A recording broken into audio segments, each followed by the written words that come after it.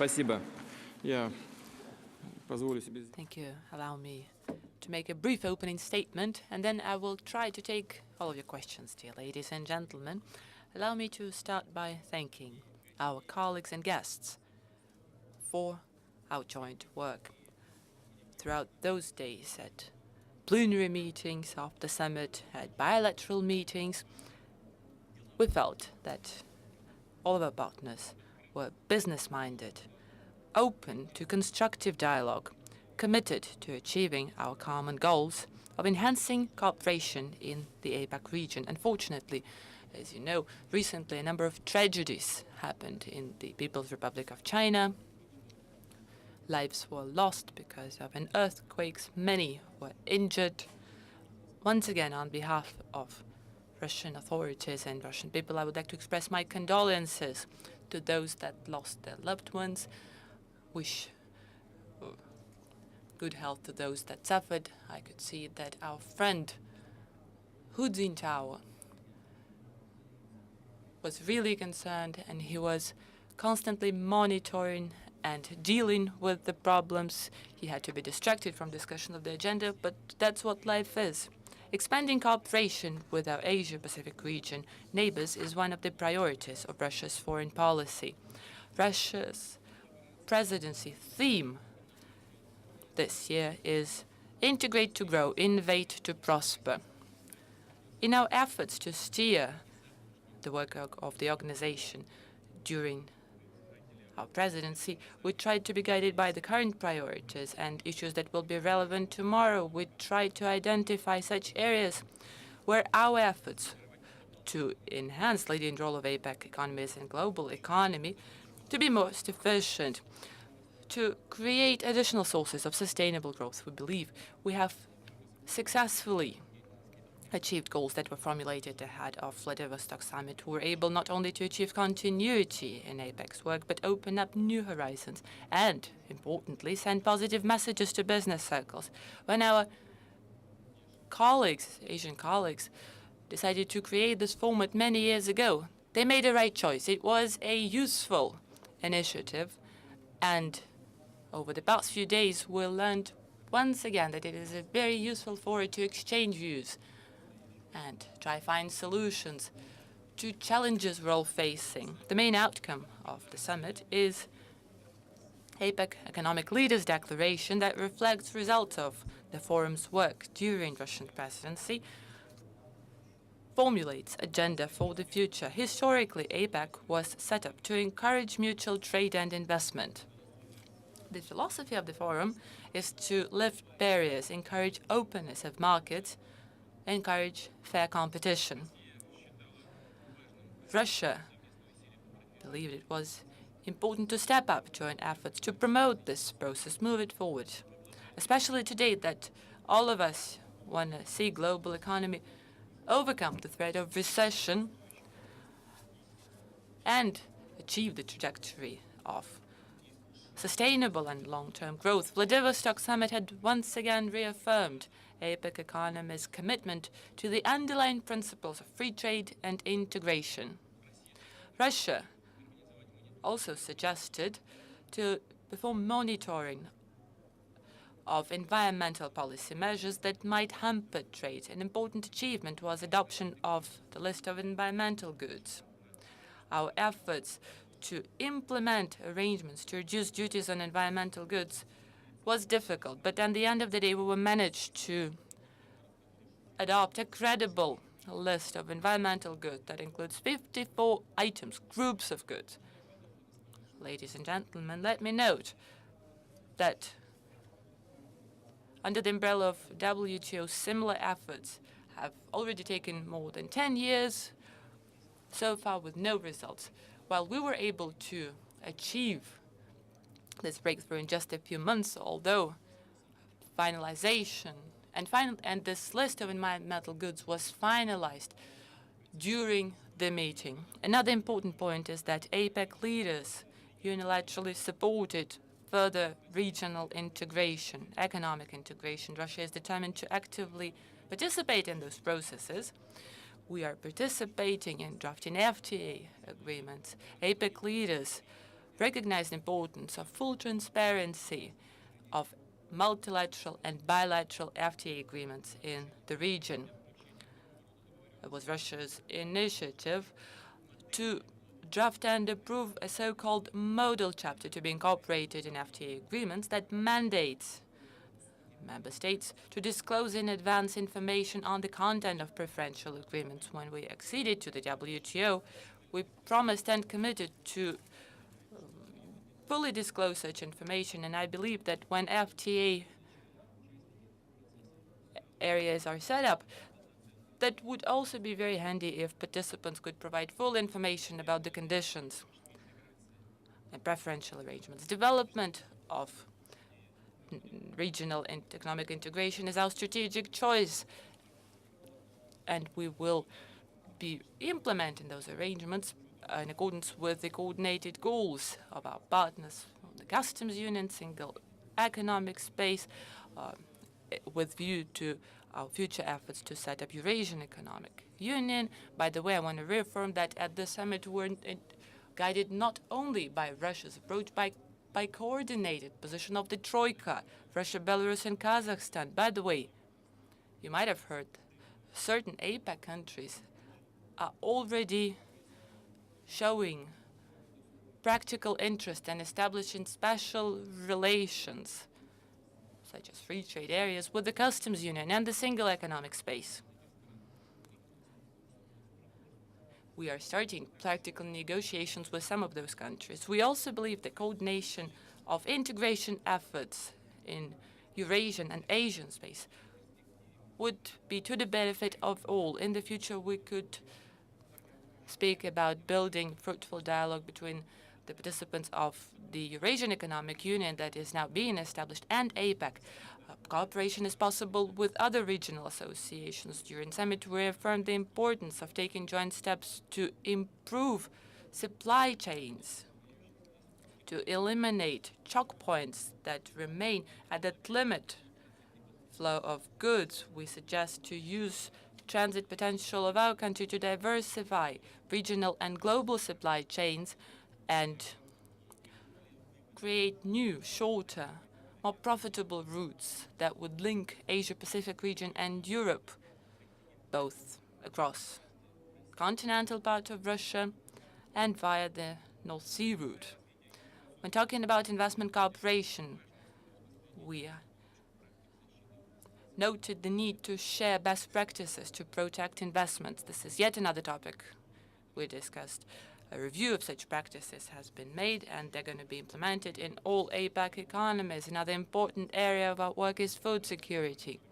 Let me note that partners endorsed Russian suggestions aimed at enhancing stability of food market, expanding access to foods for more vulnerable social groups.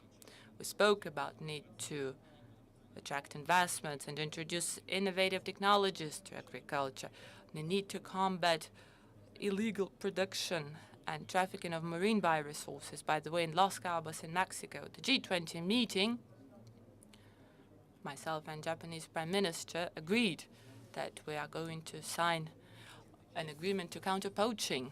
It's a very sensitive and important issue for us and Japanese partners. I note with satisfaction that during APEC summit we did sign such an agreement. All APEC economies are future-oriented, and it is innovations that hold the future. We are in favor of establishing single education space in the region, establishing comprehensive cooperation between relevant agencies, research institutes, educational facilities, and business circles. Among APEC achievements in the year 2012, we can list implementation of initiatives that would ensure closer cooperation between governments and businesses, creating public-private partnerships, policy partnership, and innovation and food security. On the eve of the APEC summit,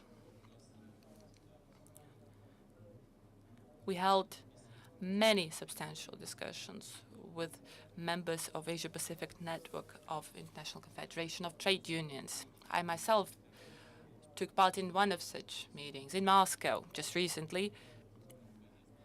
We discussed constructive and useful ideas In particular, we spoke about how global crisis impacts labor market. We spoke about social responsibility of the state and the business.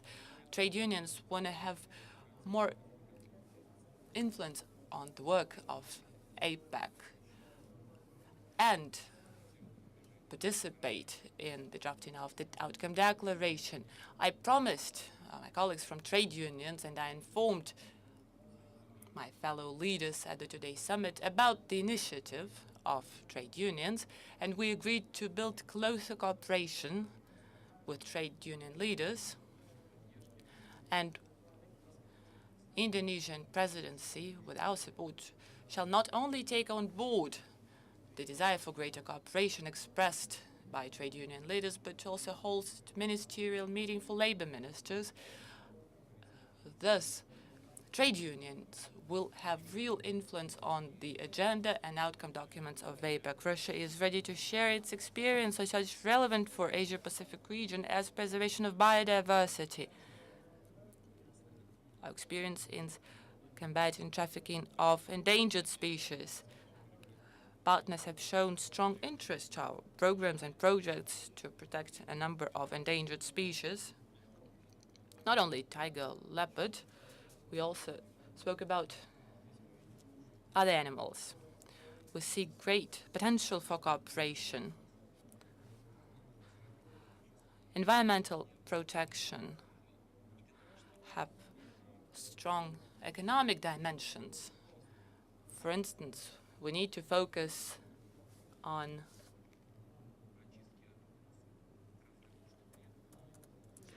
clearing riverbeds, border riverbeds. It is an important environmental problem that has a strong economic dimension.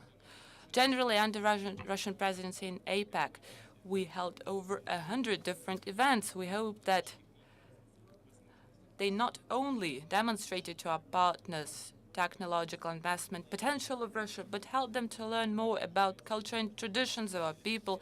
We have proven in action that our adherence to ideals and goals of APEC, we stand ready to continue constructive cooperation with all partners. In 2013, we're handing over presidency in APEC to Indonesia, and we sincerely welcome our Indonesian colleagues and friends and wish them every success and wish them fruitful work. In conclusion, I would like to give special thanks to the people of Vladivostok, those who live in Primorsk region. Thank you, dear friends, for your cordial hospitality, for your great contribution to preparation of APEC summit. The success of the forum is our common success, success of Vladivostok and people of the region. We shall definitely continue developing and improving living conditions. The Far East Siberia, we will be making full use of active involvement initiatives of the people of our country and try fully tap new prospects that integration and partnership with Asia-Pacific neighbors open up. That concludes my opening remarks. Your question, please. Dear friends, we only have 40 minutes for the news conference. That means you have half an hour for a Q&A session. Please raise your hand, and I suggest I start with a question from TV channel Russia, who was host broadcaster of the summit.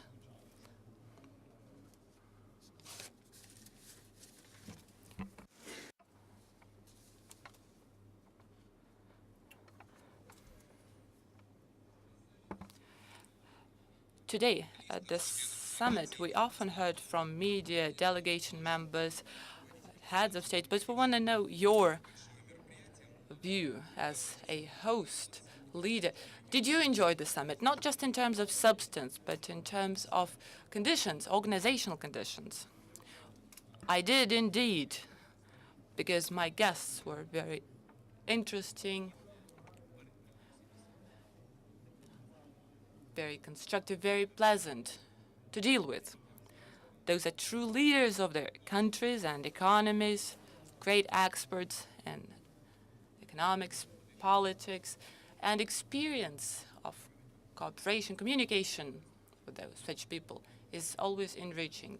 The spirit of discussion was very constructive. Our guests, leaders of APEC economies,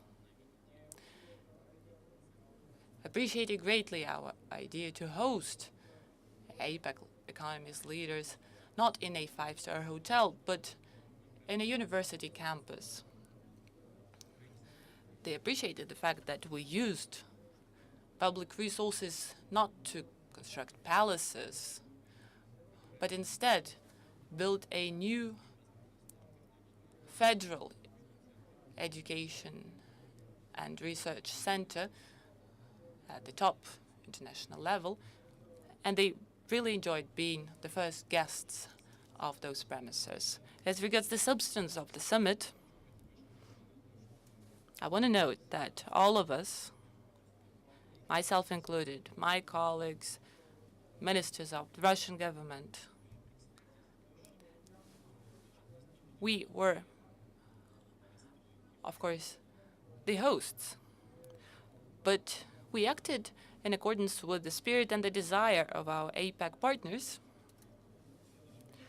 to bring to the discussion those matters that are most important, most relevant at this moment in time, according to our colleagues. So once again, in terms of venue, in terms of arrangement, working conditions,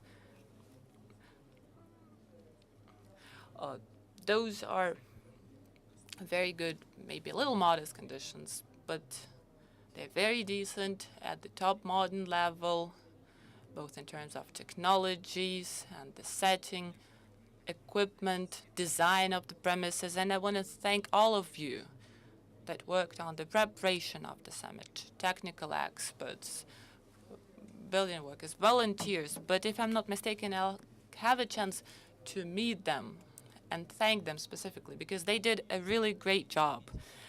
And it was noticed by the guests. I want to stress that. They noticed and appreciated, and they asked me to thank you on their behalf. Most important, of course, is the substance. Our work was constructive. We have specific results, and I'm satisfied fully with the outcomes of the work. We'll continue in Reuters, please.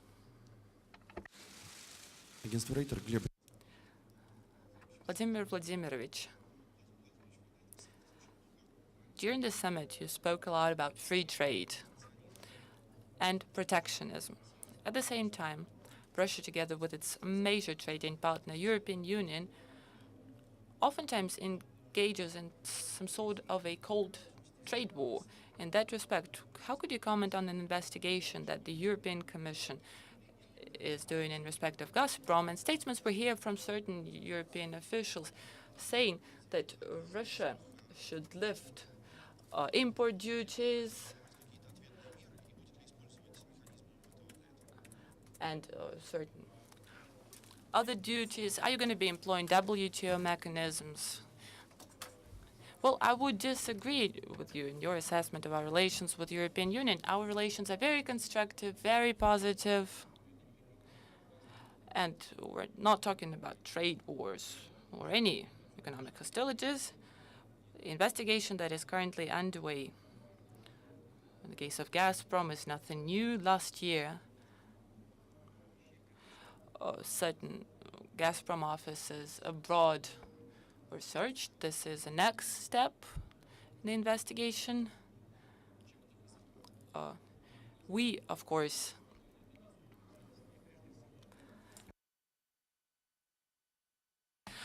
are not happy with what is happening for economic reasons because we're talking about Eastern Europe as far as I understand, and I'm not fully aware at what is currently happening.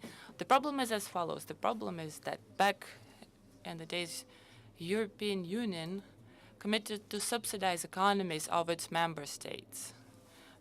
To a large extent, EU subsidizes economies of Eastern European states. Probably it is at this moment in time that someone in the European Union decided to shift part of the burden, subsidies burden, to us. United Europe wants to preserve its political influence and want us to pay for it. This isn't constructive,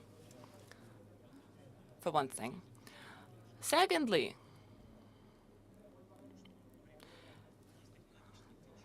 There are technological reasons. Back in the Soviet days, the existence of the Eastern Bloc, Soviet Union used to supply to those countries energy for non-market values, non-market prices. You couldn't describe that as market relations, market-driven relations. Later on, we started to cooperate on the basis of market principles, and the pricing formula has been changed and became market-oriented. I believe we need to be guided by the realities of today. Modern Russia never committed and is not planning on undertaking additional commitments that would help to regulate economies of those countries through non-market measures. Thirdly, we've had in place for decades certain pricing principles. They are inscribed in long-term contracts. No one ever questioned those principles. I understand that in crisis times, when there is strong desire to shift financial burden to somebody else's shoulders, there is such a temptation. But once again, I do not think it is constructive. I sincerely hope that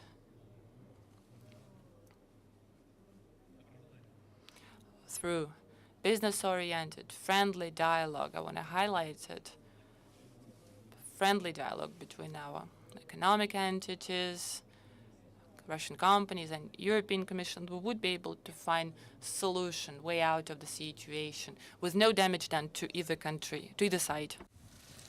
Давайте агентство Life News. Life News, please. Здравствуйте, Владимир Владимирович. По разным оценкам подготовка. According to different estimates, the preparation costs of the summit amounted to 600 billion. Do you think these resources are too costly and wasteful, and will we be able to justify these resources in the future? I don't know what to tell you right now. What answer could be to this question? Please don't hold grudge against me. What are you talking about? What are you saying? What 600 billion rubles are you implying? 300 billion were used to create the gas pipeline system running from Sakhalin to Vladivostok. Let me emphasize that it is not an export pipe. It is the gas transportation system to supply gas to the Primorsky region. What does it have to do with the preparation for the APEC? Maybe to a certain extent it has to do with that. But the goal is to supply gas to the region. That's the first point. The second point is that you know that you have created the utility water supply systems. We have expanded the runway. We have created new fueling facilities. A new railway station was built. 3 roads were constructed. I've mentioned the construction of the 3 bridges, which we have accomplished as well. We invested into other infrastructure objects, which even have nothing to do with the Ruski Island. They have to do with Vladivostok and the Primorsky region. Some problems are not that obvious, let's say the utilities problem. You know what's happening to the bay here and what sediments have accumulated on the shores and on the bottom, on the seabed of this bay. To make the ocean clear itself, we had to do that, and we had to invest in the infrastructure projects, and it helps us develop the region in the longer term. I was told more than once that it's not expedient to build such a huge runway because there are not so many flights operated here, but I'm sure that now even this runway won't be enough because more and more flights are appearing as soon as the new infrastructure is built.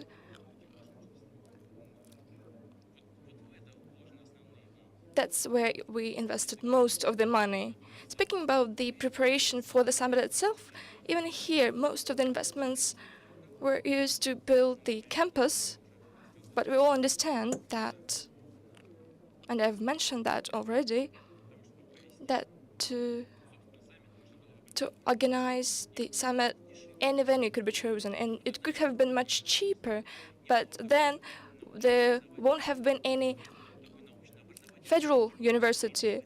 We wouldn't have created such an intellectual dominant power in the Far East. And I think that we should make such investments to implement such projects. Speaking about the development of East Siberia and Far East, we should start with the intellectual piece, and it requires necessary funds. And I'm convinced that it will be so in the future.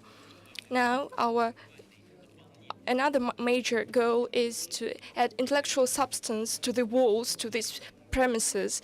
But we've got Far East Federal University. On the basis of this university, we could continue work, and we could attract experts from other countries. We could set other large-scale goals. Another waste has to do with the preparation for the summit and in the field of security of this event. And even here, we invested into purchasing equipment for special services and law enforcement bodies. How will this equipment be used? Will be discarded? No, it will be used for the purposes of these various services. They will be used to hold Olympic Games in Kazan, University Games in Kazan, for Olympic Games in Sochi, for organizing G8 and G20 at other regions of Russia. Nothing is in vain.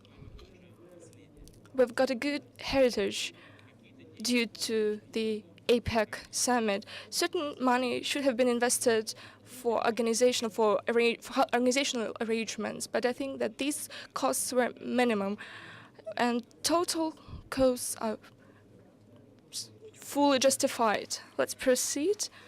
Are there any other questions? Please, let's give floor to the CCTV, to our colleagues from China. Please give them the floor. Distinguished Mr. President, thank you. We're grateful for your condolences due to the earthquake in China. What areas could be used for attracting investment from China to develop the Far East? And the second question is, there are lots of young people in the Far East who would like to leave this region. What measures are undertaken by the government of the Russian Federation to encourage young people to stay in the region? Thank you. Значит, первое по поводу возможных сфер приложения. As for other areas which could be used to attract the Chinese investment, I can say that these areas could be very diverse. First and foremost, we would like, as I have mentioned, to work with our partners, including our Chinese partners, on innovative technologies, on the technologies of the future. Let me draw your attention to the fact that the Far East region includes such clusters that were created long ago, and they have certain capabilities for growth. Or these clusters are also established, and they are being reorganized and revitalized. Let's say the ship manufacturing industry.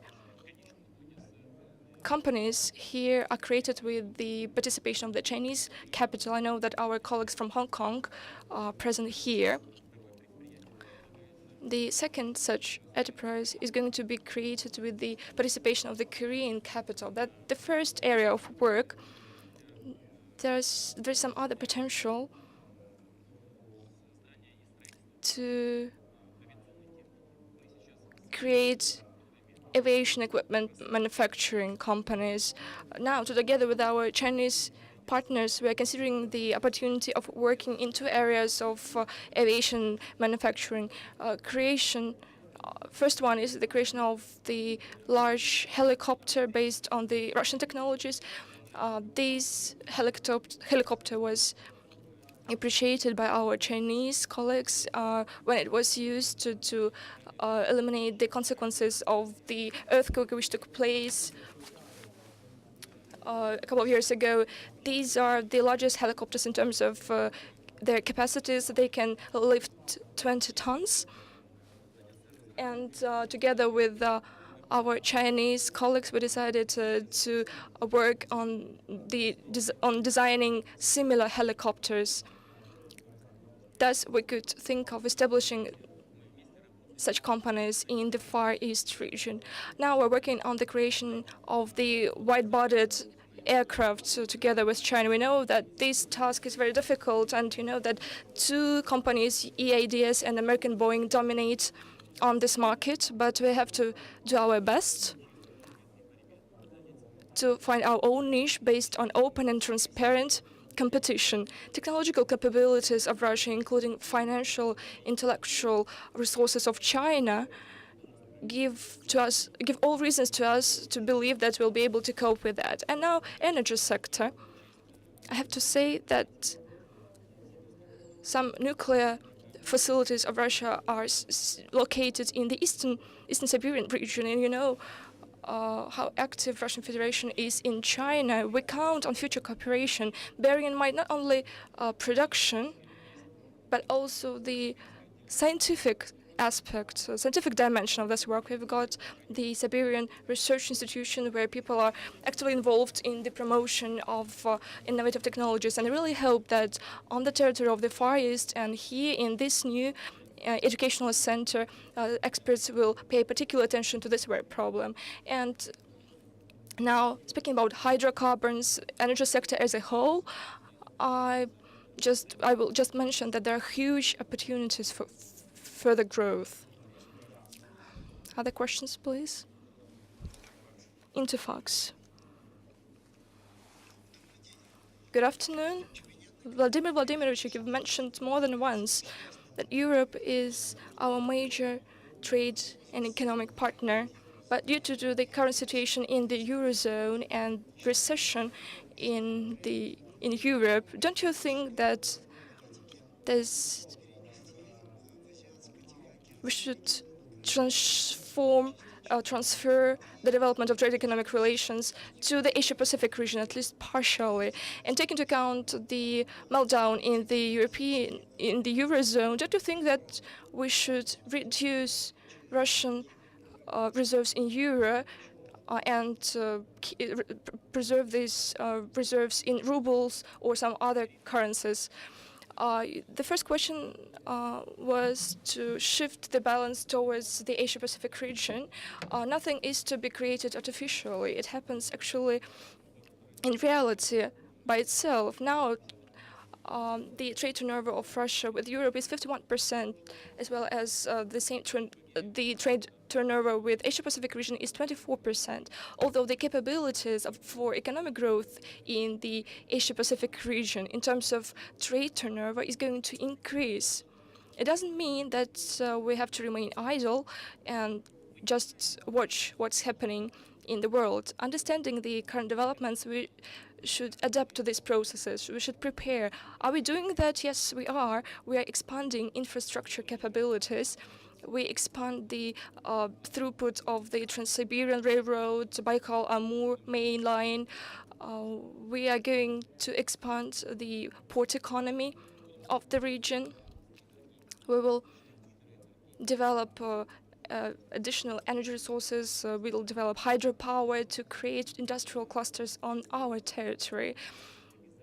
A lot of work is to be done, and we are going to move in that direction. That's the key priority for Russia's development as a whole and for the development of this very region. As for the Eurozone, I can say there are lots of serious problems. We were discussing them for a while during our luncheon. Madame Lagarde made a statement on this issue, and we had lively discussions. Different points of view were expressed. Sometimes they were contradictory.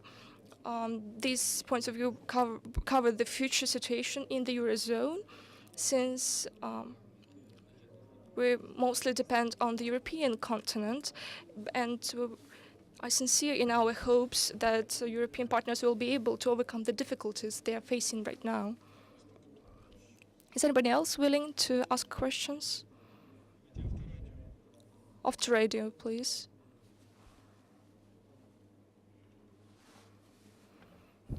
Good afternoon, Vladimir Vladimirovich.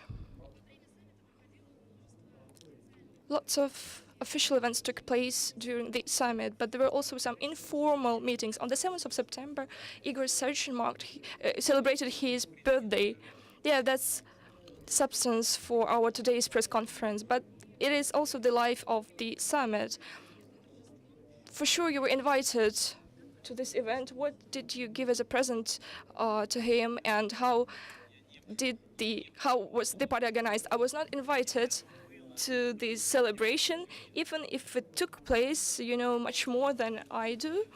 Then I would like to ask you where it took place, who participated in this event. Mr. Sechin did not invite me. Too bad for him. You asked me what I gave him as a present, but now I feel guilty because I did not give him any presents, but now I have to do that, even if it's way over after the birthday. But I have to say that Sechin is very efficient in his work, and he's worth attention being paid. Now, RIA Novosti, please.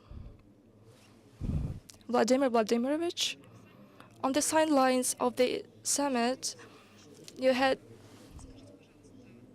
more than 10 bilateral meetings. What are the results of these negotiations? You talked to Hillary Clinton. What did you discuss? Maybe she told you about the internal political situation in the US, taking into account the election campaign which is underway there.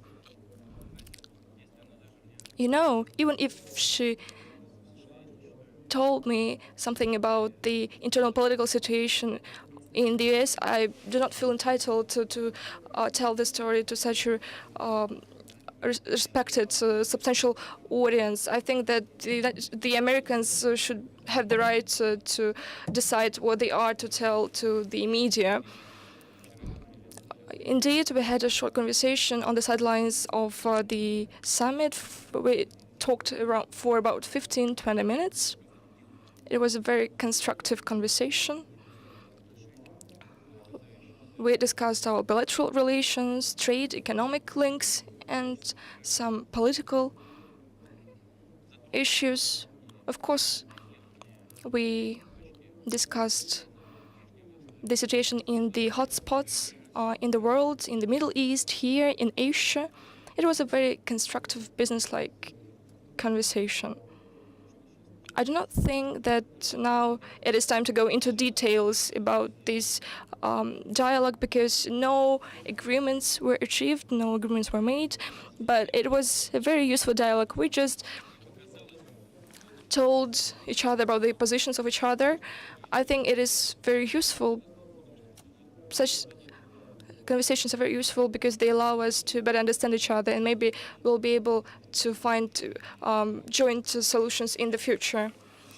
Now, please give the floor to our colleague from Japan.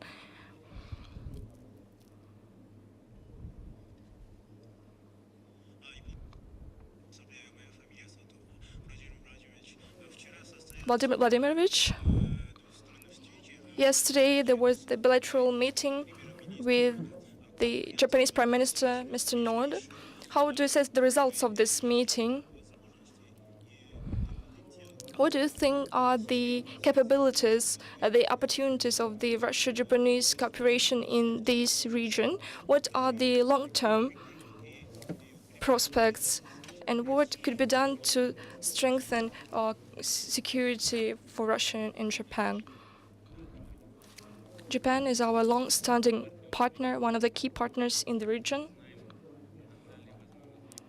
We know about the capabilities of the Japanese economy. We're aware of the problems and the potential of the Japanese economy. We are interested in developing relations with your country, and we would like to solve all outstanding problems which have historical roots. We discussed it yesterday as well.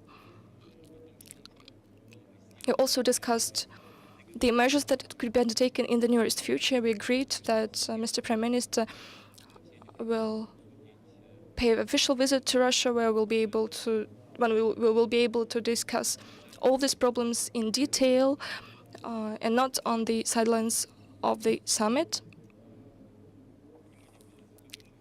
We focused our attention on the economic issues, on Japanese investment into Russia and Russian investments into Japan, on the establishment of joint ventures with the participation of the Japanese capital. And Prime Minister expressed satisfaction on behalf of the Japanese business community with the way it is developing its activity in the Russian Federation, in different parts of the Russian Federation. In the northwest, you know that we have some enterprises with Japanese participation there, and in the European part of Russia, Mazda has just opened its car assembly company enterprise here. That's the first foreign endeavor for this company. Toyota is here and very active in this region.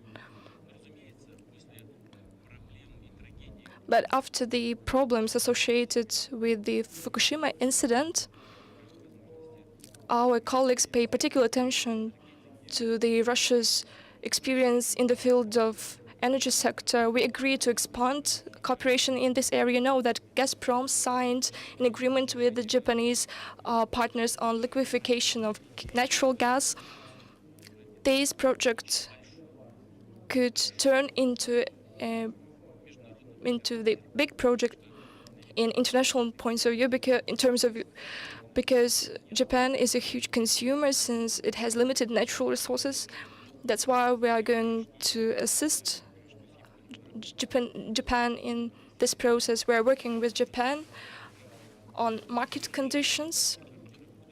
Both our Japanese partners and ourselves are satisfied with the development of the Sakhalin project, and we are going to address all these problems. And I've mentioned it that in Los Cabos we agreed to sign an agreement on combating poaching and on fishery.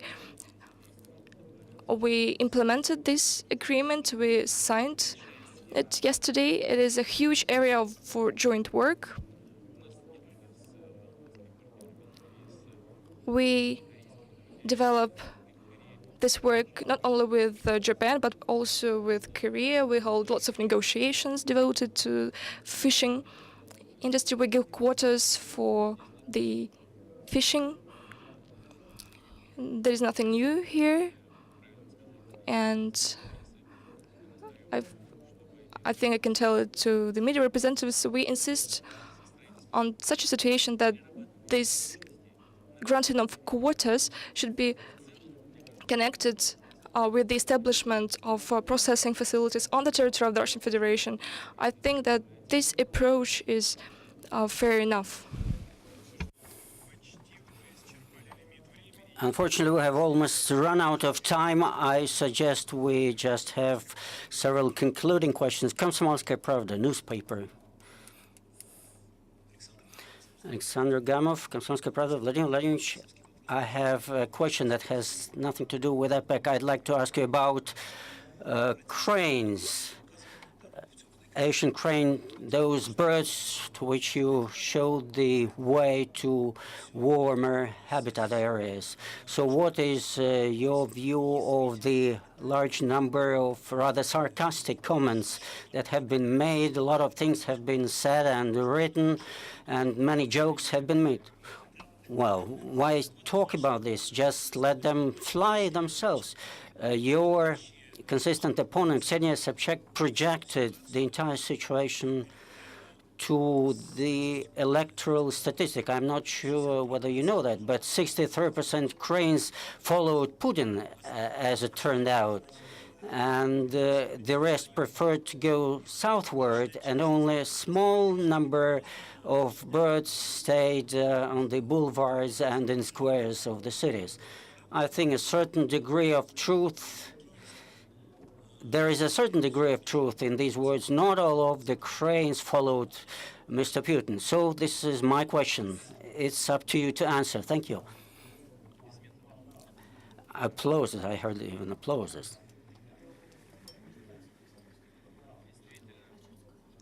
Indeed, not all of the cranes followed me, but only weak ones. The weak ones didn't follow.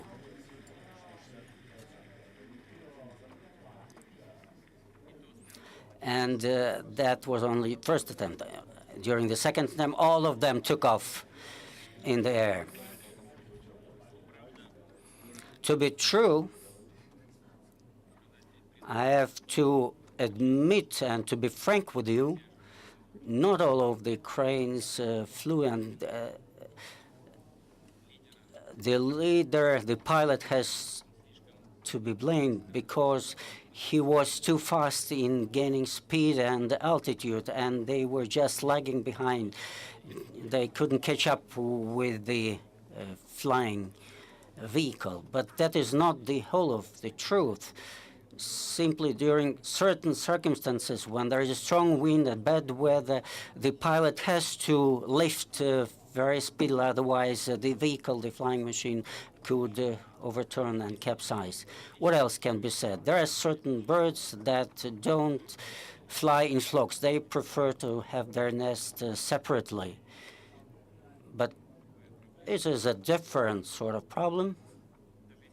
Even if they are not members of the flock, they are members of our population, and they have to be treated very carefully, to the extent possible, of course.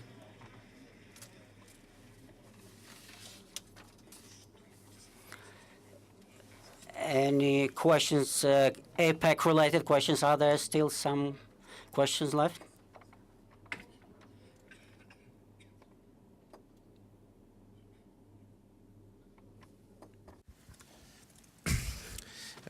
Информационное агентство «Восток». Information news agency Vostok Media.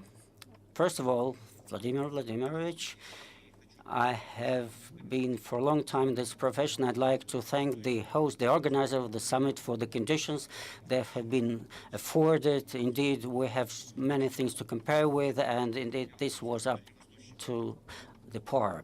And as a resident of the Far East, I would like to ask you a question. I love this area, and I wouldn't travel anywhere from here, wouldn't go to reside anywhere else. Our region is huge, from Baikal to the Bering Strait. We believe that a certain status should be accorded to our region. That includes some tax breaks and tax vacations for innovative enterprises, some sort of customs preferential treatment terms that for enterprises that deal with resource production. What is your view of this idea? Well, we continue discussing this issue all the time and continue to think about creating conditions to promote accelerated rate for the development in these areas. There is large temptations to establish free economic zones in this area, but taking into account the talent of our people, we fear that the entire Russian economy would re-register to this area. There are some other ways to be pursued, and we have discussed one of them with Madam Nabiulna, and that includes providing preferential treatment terms to the so-called greenfield projects. We will give it some consideration. I'd like to ask the members of the government to provide their proposal on the subject. And there are also other opportunities and possibilities. Perhaps it's premature to discuss this publicly, because generally speaking, such things could be discussed publicly when they have been well developed and agreed upon. But you know, we have provided the preferential treatment in terms of taxation for mineral resource producing enterprises, including the major costs of infrastructure they create. Here some ways to be pursued in other areas, including high-tech areas. For example, to set up favorable conditions for projects that are being implemented here. But there are also some other tools that could be employed. By the way, the program for the development of the Far East is one of the few regional programs for development, and we will, of course, extend this program. So let's conclude. So the last question at this press conference. TASS, the TASS news agency. Thank you, Mikhail Petrov, ITAR TASS news agency. Vladimir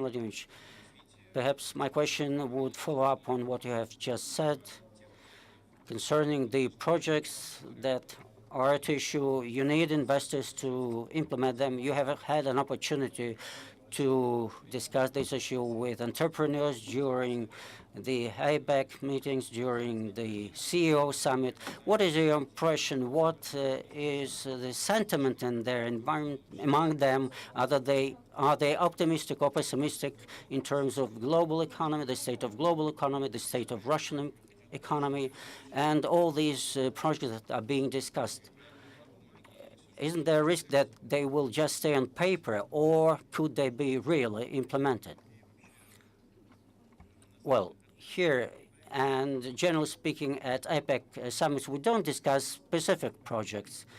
The summit is convened for something different, to check our watches, to see where we stand on the major issues of the region and the world economy at large. But in this context, of course, we could feel the sentiments of our colleagues from the Asia-Pacific region. And I must tell you that, of course, there is certain concern with respect to the current global economic trends, taking into account major problems that Europe is confronted with, and the United States also is confronted with major challenges, and the problems are similar. But this particular region of the world, the Asia-Pacific region, after all, and we have many times discussed this, and you have repeated that many times in mass media, this region is a locomotive, a driving force for the world economy. While in the Eurozone, we see the prospects of zero growth or even a recession. Here we are witnessing growth, significant growth. Of course, the growth rate is going down, but nevertheless, it is growth. And by and large, this state of affairs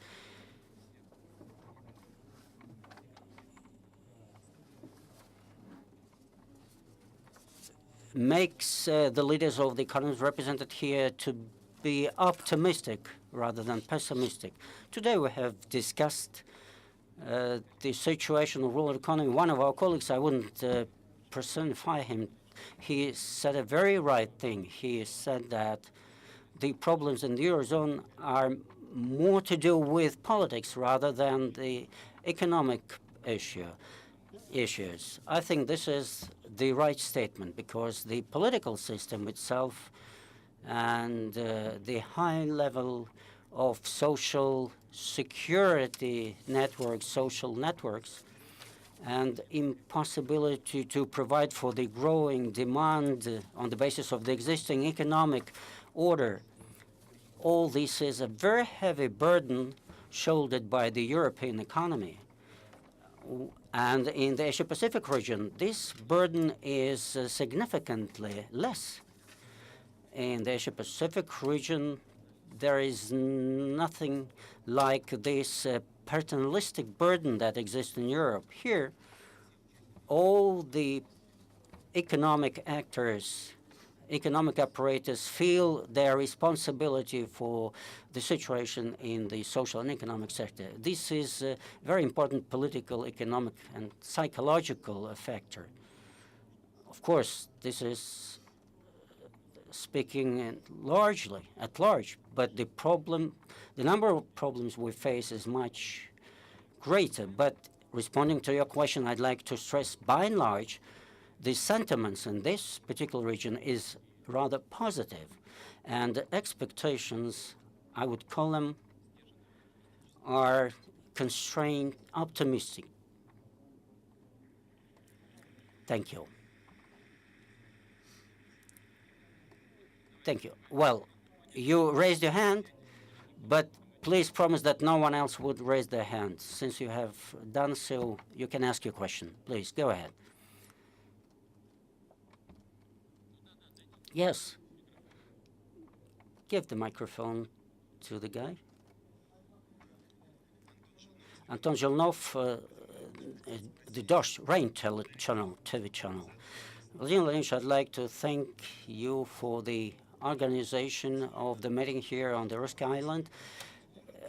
But I'd like to ask whether you have had an opportunity to make some sightseeing in the city. If you did so, you saw some fresh paint on the facades of the buildings, some barracks concealed by masking devices. But we living in this city have never seen like this before, and people complained.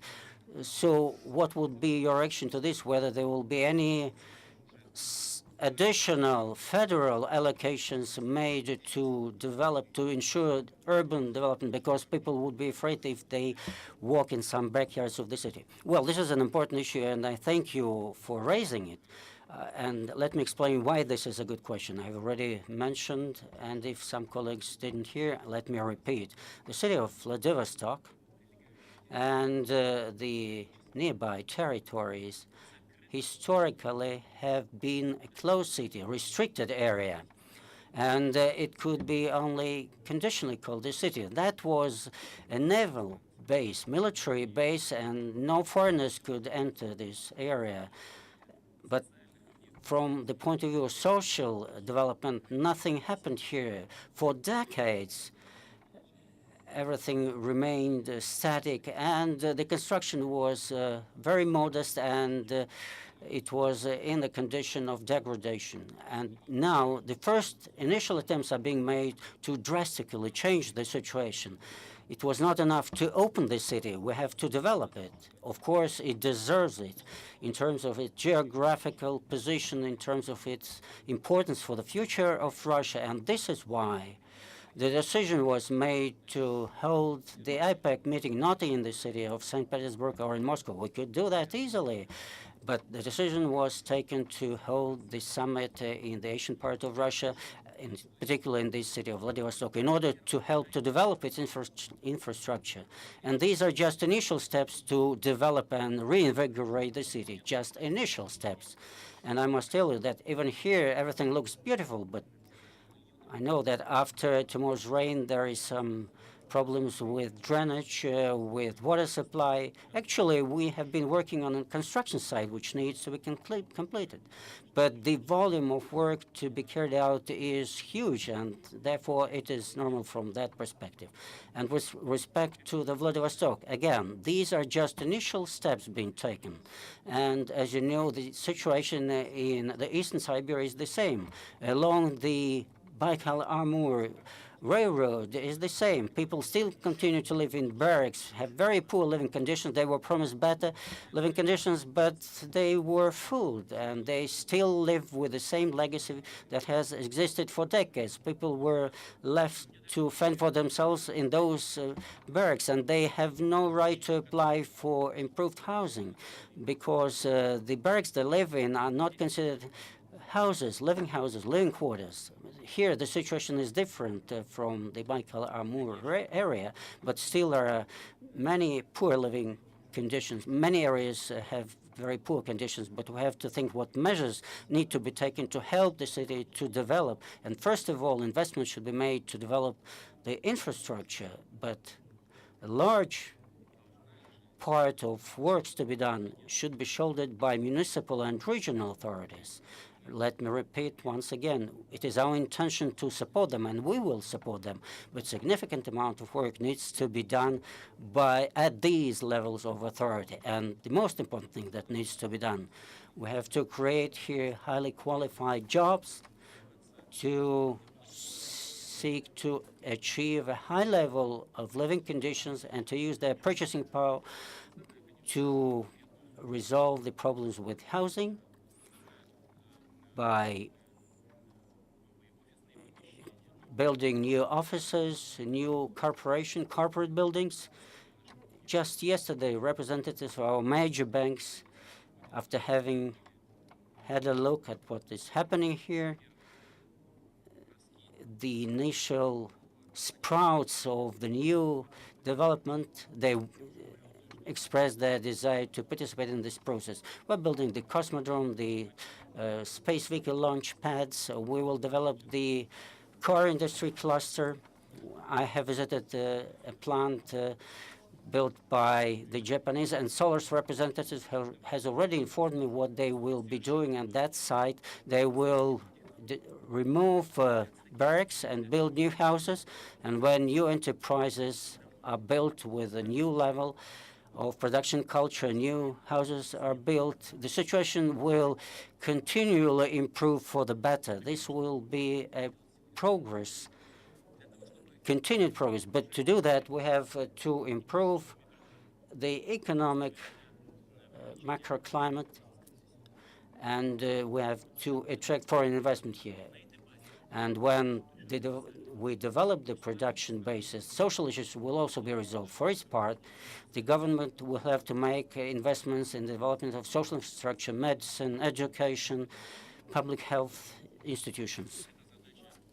года. And this will take many years, probably decades. But I'm confident Russia must deal with this task, and we shall succeed. Thank you.